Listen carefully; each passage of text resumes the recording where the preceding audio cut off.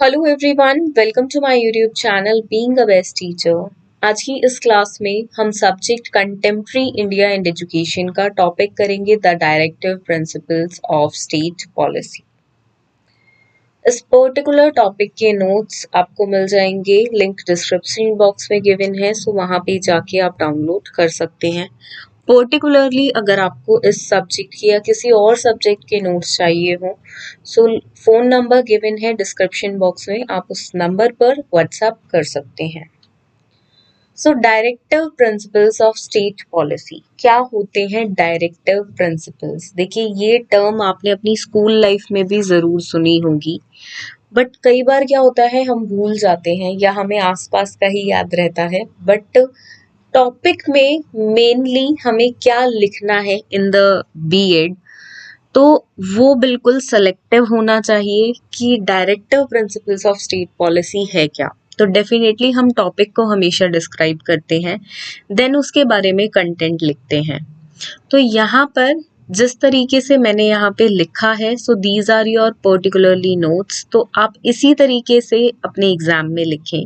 कई बार students paragraph form में लिख देते हैं, कोई हेडिंग नहीं होती, कोई बुलेट्स नहीं होते, कोई पॉइंट्स में नहीं होता, एंड वहाँ पे क्या होता है, देखिए किसी का मन ऐसा पेपर चेक करने का नहीं करता है। एग्जामिनर जिसको एक दिन में 50-50 पेपर चेक करने होते हैं, तो वहाँ पे आपको एग्जामिनर के पॉइंट ऑफ व्यू से सोचना है कि उसको किस तरह का पेपर पसंद आएगा।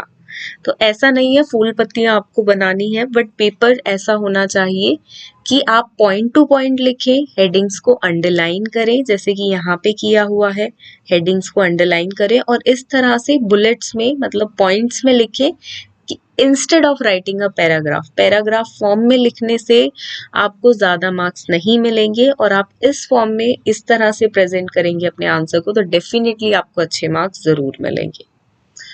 तो चलिए स्टार्ट करते हैं topic. The directive principles of state policy of India are the guidelines or 15 principles given to the federal institutes governing the state of India to be kept in citation while framing laws and policies. तो directive principle of state policy India की क्या है, या आप बोल सकते हैं ये गाइडलाइंस है या 15 प्रिंसिपल्स हैं। तो गाइडलाइंस या 15 प्रिंसिपल्स कुछ भी बोल सकते हैं, जो फेडरल इंस्टीट्यूट्स को दिए जाते हैं, जो गवर्न करते हैं स्टेट ऑफ इंडिया। जब भी वो कोई लॉज और पॉलिसीज बनाए, तो इन प्रिंसिपल्स को, जो डायरेक्टिव प्रिंसिपल्स हैं, 15 प्रिंसिपल्स हैं बेसिकली, इनको ध्यान में रखकर बनाए।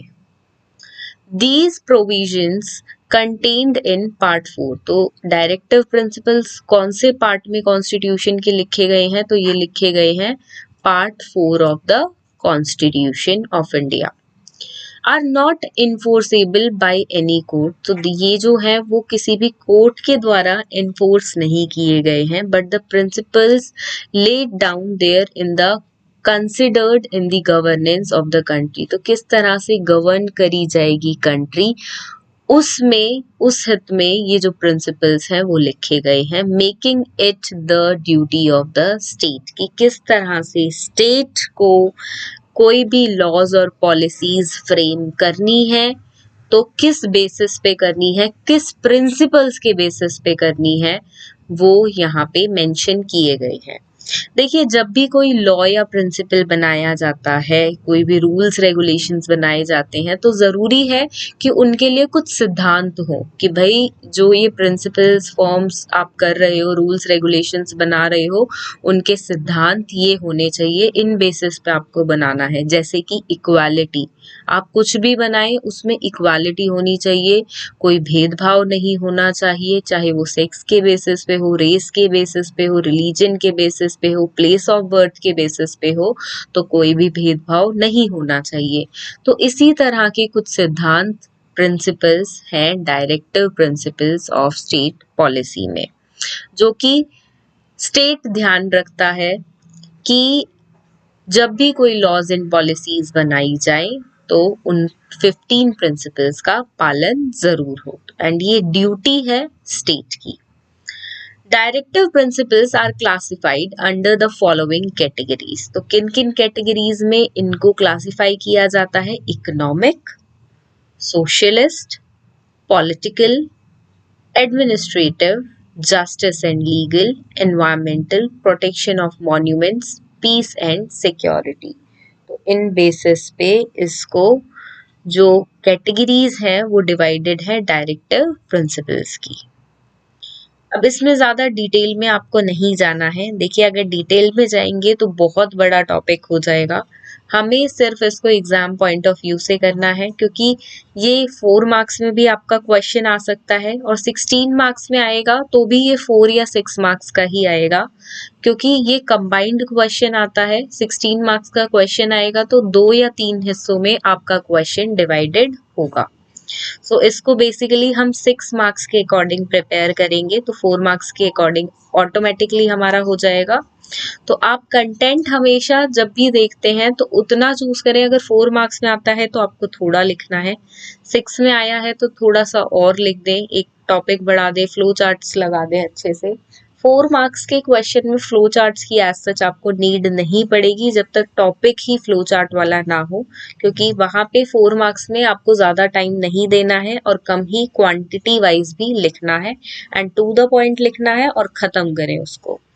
बट अगर 16 मार्क्स में आता है ये क्वेश्चन तो डेफिनेटली आपको लिखना पड़ता है थोड़ा ज्यादा, जिसमें ये वन ऑफ द पार्ट होगा, तो आप 6 मार्क्स के अकॉर्डिंग लिखेंगे। पर्पस ऑफ डायरेक्टिव प्रिंसिपल्स की क्या पर्पस है डायरेक्टिव प्रिंसिपल के? तो the purposes are to establish social and economic democracy. तो सोशली और इकोनॉमिक लेवल पर लोकतंत्र आ पाए, डेमोक्रेसी रहे, एस्टेब्लिश हो पाए पूरे नेशन में, तो इसलिए डायरेक्टिव प्रिंसिपल्स हैं। ये पर्पस है डायरेक्टिव प्रिंसिपल्स का, या ऑब्जेक्टिव्स भी आप बोल सकते हैं पर्पस की जगह। Shall next is shall be followed by the state which are forming laws and formulating policies. अब कोई भी स्टेट है जो फॉर्म कर रहा है लॉज को या पॉलिसीज बना रहा है कोई भी, तो वो इन 15 प्रिंसिपल्स का, सिद्धांतों का ध्यान रखेगा, फॉलो करेगा इनको। To provide economic and social justice, सभी को इकोनॉमिक और सोशल जस्टिस मिल पाए, ये है डायरेक्टिव प्रिंसिपल्स का purpose. Then guiding principles for government. अब देखिए, गवर्नमेंट के लिए कुछ इसमें गाइडिंग प्रिंसिपल्स हैं। स्टेट ही सिर्फ नहीं बनाता है लॉज और पॉलिसीज, जो गवर्नमेंट सेंटर में होती है वो भी कुछ ना कुछ लॉज और पॉलिसीज बनाती है, तो वो भी डेफिनेटली इन 15 प्रिंसिपल्स का ध्यान रखेगी। चाहे वो स्टेट गवर्नमेंट हो या सेंट्रल गवर्नमेंट हो, सभी ध्यान रखेंगे। कोई भी जो लॉ बना रहा है वो इन 15 प्रिंसिपल्स का, सिद्धांतों का ध्यान बिल्कुल रखेगा अपने लॉज और पॉलिसीज को फॉर्म करते हुए।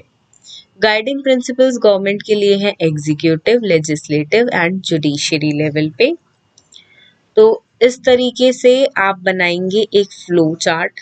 देखिए, यहाँ पे जो पॉइंट्स हैं ये थे पर्पस। हमने पर्पस में नहीं बनाया है कोई भी फ्लो चार्ट, लेकिन इम्पोर्टेंस का आप फ्लो चार्ट जरूर बनाएं। क्या क्या इम्पोर्टेंस है डायरेक्टिव प्रिंसिपल्स के? सपोर्ट ऑफ पब्लिक ओपिनियन, तो बिल्कुल पब्लिक ओपिनियन को एक सपोर्ट मिलता है।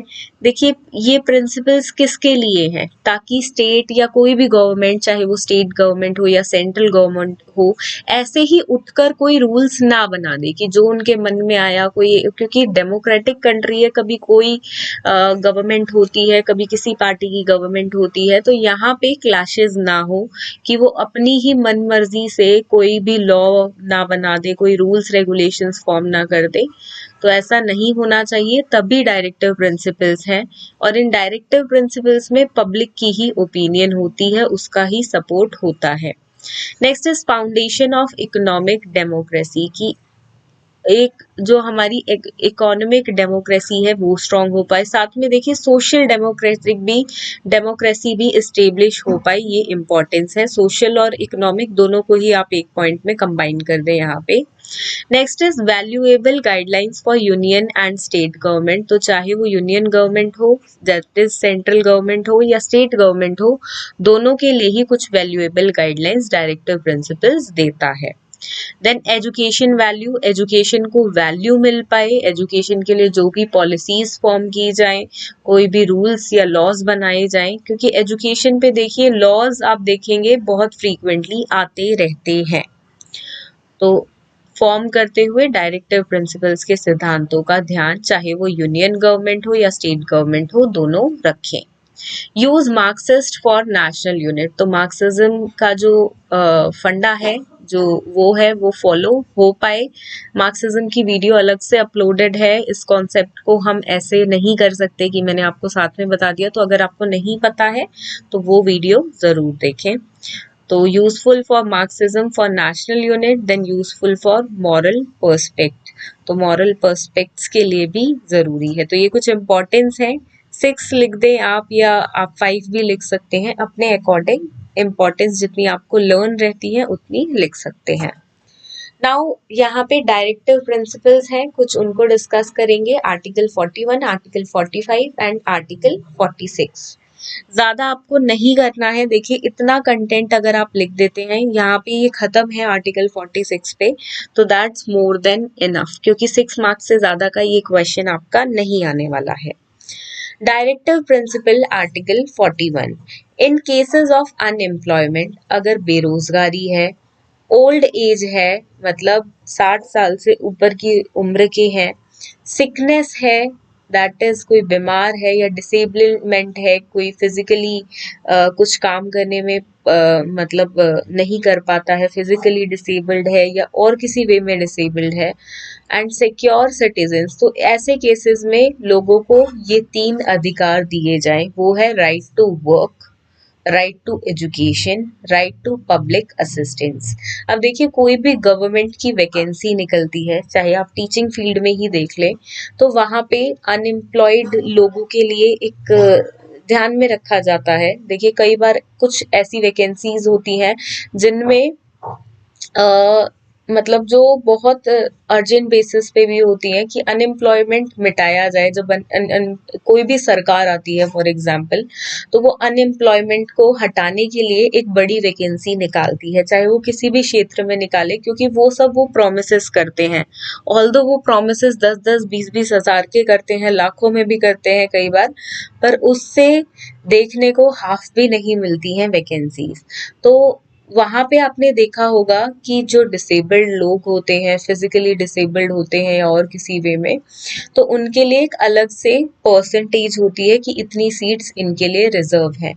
ऐसे ही ओल्ड एज के लिए और सिकनेस के लिए जॉब में अगर आप देखेंगे तो वहां पे अलग से एक क्राइटेरिया होता है कि अगर गवर्नमेंट जॉब में हम देखते हैं, अगर आप मेडिकल लगा देते हैं, बीमार हैं, या आपकी ओल्ड एज है, सिकनेस है, तो आपको पेड लीव दी जाती है, मतलब आपको सैलरी मिलेगी और आप आराम भी कर सकते हैं। तो इन सब चीजों का ध्यान रखा जाता है, यही सब है डायरेक्टिव प्रिंसिपल्स में। देन राइट टू एजुकेशन हो, राइट टू पब्लिक असिस्टेंस हो, ये कुछ चीजें हैं। देन डायरेक्टिव प्रिंसिपल आर्टिकल 45 है, ये प्रोवाइड करता है early childhood care and education for all children until they complete the age of 6 years. तो देखिए अर्ली चाइल्डहुड केयर मिले सभी बच्चों को, और एजुकेशन मिल पाए, जो 6 वर्ष से पहले की पढ़ाई होती है, दैट इज नर्सरी, केजी, या अब तो क्रैच वगैरह होते हैं, प्ले स्कूल्स होते हैं, तो वो एजुकेशन मिल पाए। और साथ में केयर, देखिए जो एक न्यूट्रिशनल वैल्यू जरूरी होती है बच्चों को, एक जो भी उस एज में एक बच्चे को केयर की जरूरत होती है, वो मिल पाए। देन डायरेक्टिव, इसी के अंदर आंगनवाड़ी वगैरह की भी स्कीम्स आती हैं, जो चाइल्डहुड केयर है उसके अंदर। चाइल्डहुड केयर एंड एजुकेशन की वीडियो आपको अलग से मिल जाएगी, तो आपको नहीं पता है कि अर्ली चाइल्डहुड केयर और एजुकेशन क्या है, तो आप वो वाली वीडियो जरूर देखें। Then directive principles of article 46। अब ये डायरेक्टिव प्रिंसिपल आर्टिकल 46 क्या है? Promote the educational and economic interest of SC, STs and other weaker sections of the society. अब देखिए वीकर सेक्शन में कौन कौन आते हैं? वीकर सेक्शन में आते हैं SC, STs, OBCs, women and minorities. तो ये जो 5 पिछड़े वर्ग हैं, वीकर सेक्शंस हैं हमारी सोसाइटी के, तो उनको एजुकेशन मिल पाए, इकोनॉमिक इंटरेस्ट उनके प्रमोट हो पाए, उनकी एजुकेशन प्रमोट हो पाए, और साथ में protect them from social injustice and exploitation, और उनके खिलाफ या उनके प्रति कोई भी, देखिए हमारे समाज में एक्सप्लॉयटेशन ना हो, इनजस्टिस ना हो, कोई उनका फायदा ना उठा ले, कोई उनके साथ भेदभाव ना करे, कोई गलत काम ना करे, तो वो ये आर्टिकल सुनिश्चित करता है। तो इतने अगर आप लिख देते हैं directive principles article 41, 45, 46, so that's more than enough. तो इतना ही आपको लिखना है। एंड कई बार स्टूडेंट्स देखते हैं क्वांटिटी की, मैम हमें इतने 16 मार्क्स का अगर कोई क्वेश्चन है तो हम कितने पेजेस लिखें? देखिए पहली बात तो 16 मार्क्स का क्वेश्चन एक पार्ट में आना बहुत मुश्किल है, इम्पॉसिबल है। फिर भी कई बार आ जाता है, बट वो टॉपिक हमेशा बड़ा होता है और इतना बड़ा इलेबोरेटेड टॉपिक होता है कि आप उसको 16 नहीं, आप उसको 50 मार्क्स के अकॉर्डिंग लिख सकते हैं। साथ में जब आपको 16 मार्क्स का question most of the time 90% of the time जब मिलता है, तो वो कंबाइंड क्वेश्चन मिलता है, 2 से 4 पार्ट उस क्वेश्चन के डेफिनेटली होते हैं। तो वहां पे एक पोर्शन आपका जो होगा वो ऑब्वियसली 4 to 6 मार्क्स का ही होता है, तो आप प्रिपेयर उसको 6 मार्क्स के अकॉर्डिंग ही करें। तो यहाँ पे इसलिए हमने इस पर्टिकुलर टॉपिक को 6 मार्क्स के अकॉर्डिंग ही प्रिपेयर किया है।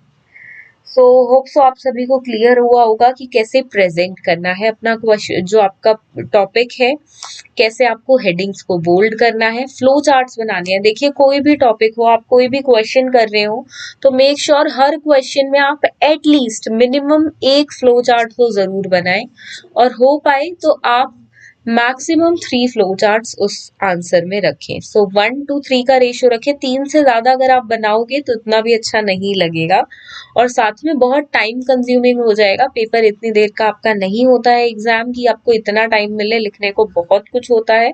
तो मेक श्योर 3 से ज्यादा आप ना बनाओ। फ्लो चार्ट्स का मतलब हर एक टॉपिक में आप डेफिनेटली हर एक आंसर में डालें, बट ओवर भी हर चीज अच्छी नहीं लगती है। सो यही था इस क्लास में। कोई भी इस टॉपिक से रिलेटेड डाउट हो तो you are free to write in the comment box. So let me know in the comment box, and thank you for watching this video, and do share this video with your friends and subscribe to my YouTube channel, which is Being a Best Teacher. Thank you.